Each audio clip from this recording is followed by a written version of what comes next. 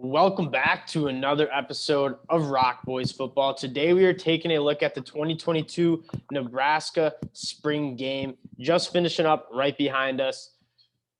We were able to go out to a Nebraska game last year. My girlfriend's family was generous enough to give us some tickets to the box seats. Absolute awesome environment they have in Lincoln. They care about their football more than anybody else in the country.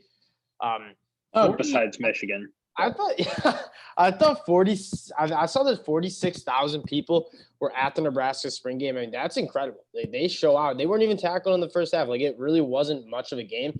It's hard to take out some major themes because it was really just a glorified practice out there. But it was nice to see some of the new faces in the Nebraska room play. Dill, I'm gonna kick it over to you because I know you were watching it a little bit more than I was because I was trying to watch a little bit of the Clemson Spring Game. Let's start with the quarterbacks. What did you see about the quarterbacks, specifically Casey Thompson? How are they looking out there? So to me, and Casey Thompson only threw four passes, but it looked like they are starting him. That's just like a feel I got, and I'm not sure how much of a QB battle this is going forward. And in fairness to Casey Thompson, he was sharp. He made two really nice throws. One out to the boundary on about a 10-yard out pattern to a tight end that was like, I saw that he had one place to put it and he put it where he had to put it. So he looked really good. He looked sharp, maybe holding the ball a little bit, but other than that, he looked really good and kind of the Casey Thompson you need for Nebraska. He needs to be good. Casey Thompson's a guy that came on our radar watching the bowl game. He was a true freshman there playing Colorado. He came in for Sam Ehlinger, threw 4 touchdowns in the second half and led Texas back to a bowl game victory. A rocky, inconsistent season at Texas, his second year there, caused him to transfer. Obviously, Quinn Ewers coming into Texas just wasn't going to be his team anymore. So he finished with 24 touchdowns, 10 interceptions, led the Big 12 in touchdowns. Like, this guy has the pedigree to be really good. And what you saw was he was walking right next to Scott Frost, leading the team out of the locker room to start the game. Like, he looks to be QB1. You have Logan Smothers, Chubba Purdy, who are younger guys kind of waiting in the wings. But I think this is Casey Thompson's year this year.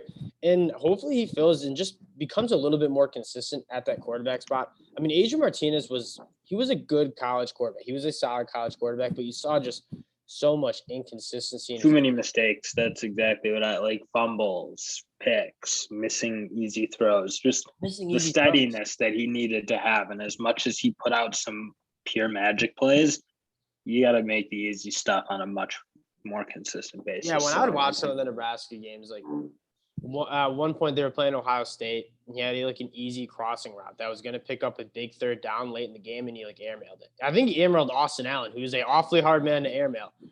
And it's just that type of stuff that really hurt Nebraska. And again, they were the best 3-win team. You hear it a lot. They were the best 3-win team ever in college football. All their games were within 10 points. They were competitive with some of the best teams in the country.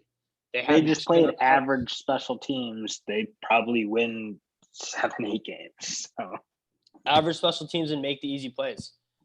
Yep. And they just didn't do that. Even against Michigan, a late fumble in the game, inexcusable mistakes that kind of just cost you to lose games. And this is Scott Frost last year to make it happen, and he's probably out the door. One other thing I want to talk about is I think they just desperately need a playmaker on that offense side of the ball. Samari Torre, the FCS transfer, kind of provided a little bit of a spark there for Nebraska. He's really good. Yeah. But now who are you pointing to? And I think it's Trey Palmer. Dill, you saw a little bit of Trey Palmer today. What did you think about him? How did he look out there? Yeah, so it sounds like Trey Palmer is gonna be Casey Thompson's guy. He even said it in the post. I don't know if it was post game or if it was mid game, whatever it was. But yeah, you said Palmer's his guy, and Palmer looked pretty good at LSU. It was another tough year. Like LSU is they just struggled to be consistent on offense too. And I think you're right that you are. I don't think they got enough from that wideout position as a whole. They relied a lot on tight ends last year, and hopefully Omar Manning or Garcia Castaneda can step up and be a little more solid for them to run with Trey Palmer, who I think is kind of more proven commodity. Yeah, I mean, Trey Palmer, the LSU transfer, he has like game-breaking speed and like pedigree to make some plays. A really high recruit coming out of high school, and obviously, you said LSU, kind of a very volatile season for them, and obviously the coaching changes. I was really surprised when I saw him pick Nebraska. Like, out of all the places to go as an elite athlete, like he goes to Nebraska. And this is a Nebraska team that's kind of missed on some guys. They had Wendell Robinson in Nebraska for 2 years and weren't really able to tap into his skills. They just couldn't find a place to really utilize him from what I saw. So hopefully they're able to get Trey Palmer going. I think Omar Manning will be a nice piece. They have to replace their two top pass catchers in Samari Torrey and Austin Allen. So hopefully Trey Palmer. You know who I will note who looked really good catching the ball is Rollins at tight end, number 86. He caught a couple balls, like some just nice catches, like one or two low balls that are tough for a big tight end to jump down. And then what you really like to see was the big catch on the boundary, jumping up, making a play in the air, because that's what you want in your tight end. So bigger, maybe more athletic than Austin Allen was, who was more of a big body, who you didn't see him jumping, making big athletic plays, but a solid nonetheless. So if Rollins can step in, because they do like to use the tight ends, I mean, if he can give them a good weapon there, I think that'd be really helpful. And one thing we probably should have known at the beginning of the show, Mark Whipple coming in from Pitt. I'm extremely excited to see what he can bring to that offense. A guy that you saw him develop, Kenny Pickett. And Kenny Pickett, 3-year starter at Pitt, got better every single year he played under Mark Whipple. And then Mark Whipple was asked why he came over to Nebraska from Pitt, taking the same job. It was kind of a lateral move, a lateral jump. He said, look around you. Like, it's special out there in Lincoln. He's excited to get there, to be a part of kind of bringing back Nebraska football. And Mark Whipple is one of the best offensive coordinators in the country. Again, you saw what he did. Not only developing Kenny Pickett, but Jordan Addison, one of the young receivers that we're really excited about for this 2023 NFL draft class. Hopefully he can bring some of that magic and some of that player development over to Nebraska. And one other bright spot we'll talk about before we talk about maybe one of the big question marks of this Nebraska team. Good unit. This running back room is a good unit, and it's a complete unit. I mean, they have Jaquez Yant, who is, I think, 235 pounds, and he looks all 235 pounds. Again, you weren't able to see him kind of run through tackles, which is pretty much part of his game during the first half with no tackling, but he got a few carries in the second half. He's physical, man. I wish they were able to. I'm not concerned about his spring game, because I thought what we saw last year was good enough. I mean, in the Michigan game, he looked like he was the guy I was afraid of.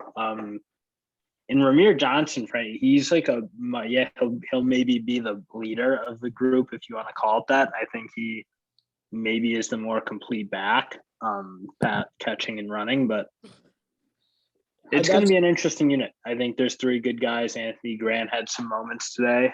The JUCO transfer. He was a guy at Florida State. Really, really good JUCO year last year comes in. Yeah, I think it's going to be a three-headed guy. You have Marquis Stepp, Gabe Irvin. I don't know how much they'll be able to touch the rock this year, but in terms of a complete running back room, you have Jaquez Yant. I call him the big bully. I mean, this guy's an absolute bowling ball, extremely physical runner. Ramir Johnson, a little bit more of the slasher, speedier, quicker guy, better in space. And then Anthony Grant, probably one of the closer to the all-around back. But it's a loaded room, and it's important to have a loaded running back room. Guys get hurt. If you want to run the ball a lot, 30, 40 times a game, you need a couple guys who you're comfortable carrying the football. And Nebraska certainly has that. And now let's get into probably the biggest question mark on this team, the offensive line depth. Nebraska's recruited really well under Scott Frost in those 2019 at 2020 recruiting class. Two top 20 recruiting classes that were headlined by a few really good tackles, and we just haven't really quite seen them make the field. They're obviously losing Cam Jurgens, but they got a bunch of guys who are vying for a spot in that five-man rotation. Did anybody stick out to you? I have one guy that I noted, Anthony Hunter, the Oklahoma State transfer. He looks like a bruiser. He's 6'7", 330 pounds. That's the one thing that I thought they look physical. It's hard to judge the pass blocking. I think every team struggles in the spring. It's just when defense knows what you're doing and kind of can key in on you, I think it is just naturally hard, and you don't have as much time to put your blitz pickups in.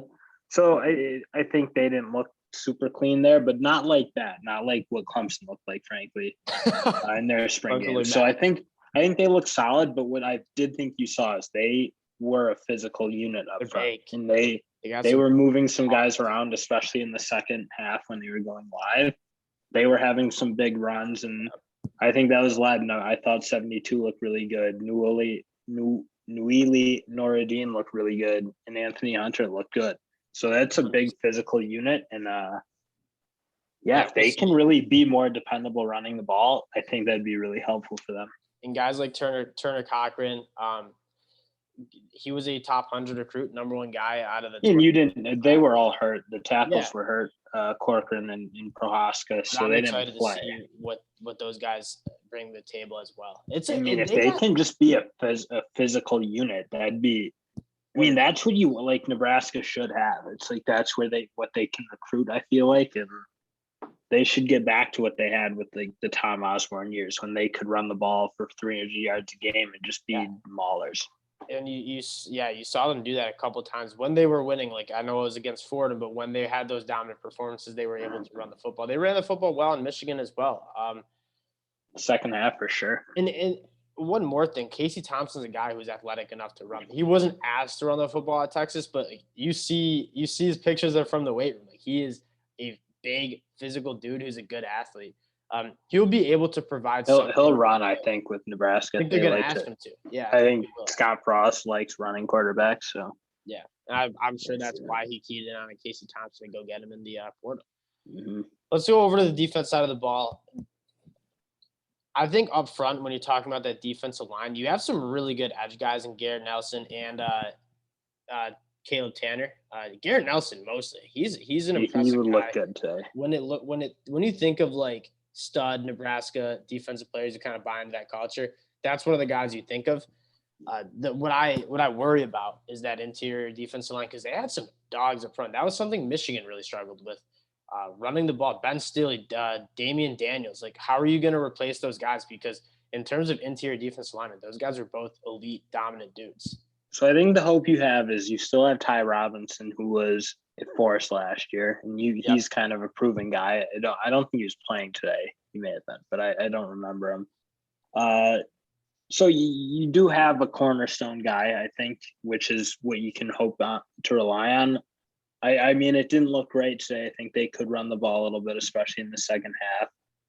Hutmacher was playing a fair amount. He had his moments, but he's probably a guy who's going to need to sub out because he was a little inconsistent. I saw a couple times him get moved around pretty good. A couple times kind of look like the big fire hydrant player you see when you first look at him. So I think that is the concern unit. I think most of the Nebraska fans know that's where the concern is in the interior and stopping opposing running games, but now it's hard to say from today. The good news for Nebraska is they bring back two of the best linebackers in the Big Ten, maybe one of the best linebacking rooms in the Big Ten.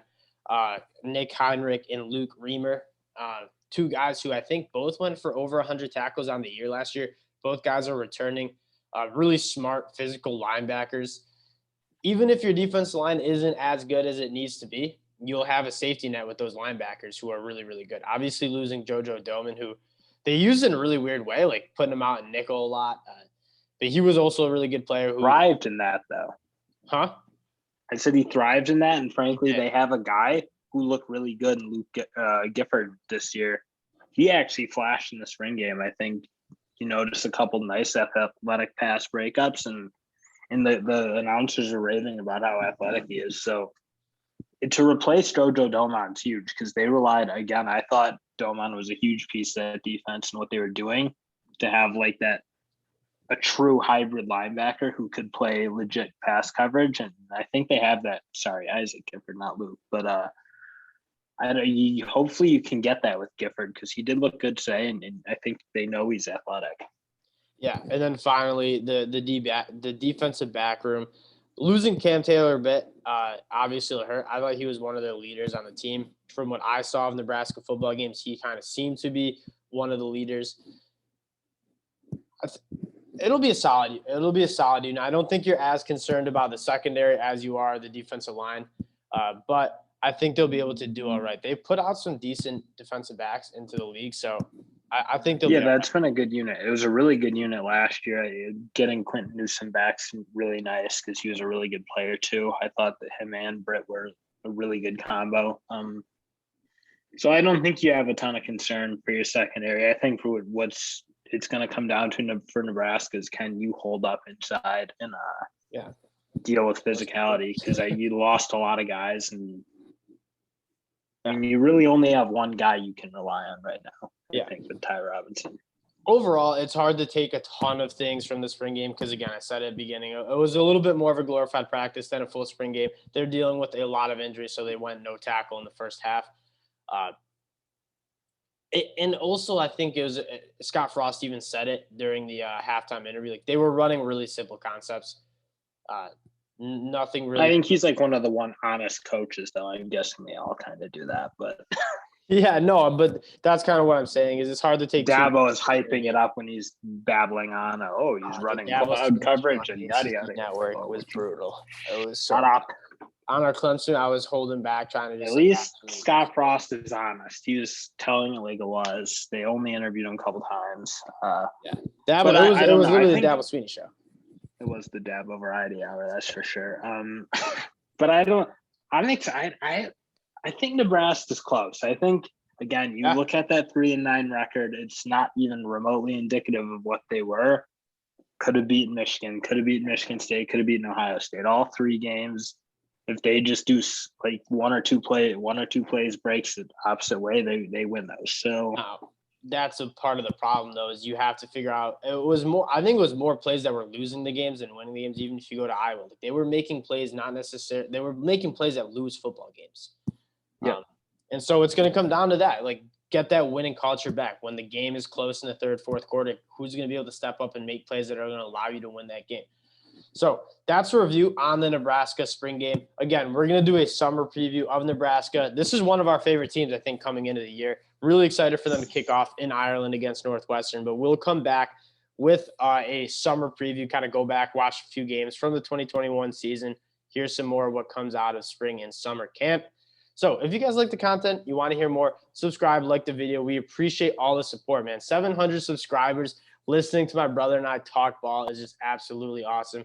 We appreciate you guys rocking with the Rockwoods as usual, and we'll be back with some more college football and NFL draft content soon, y'all. Peace.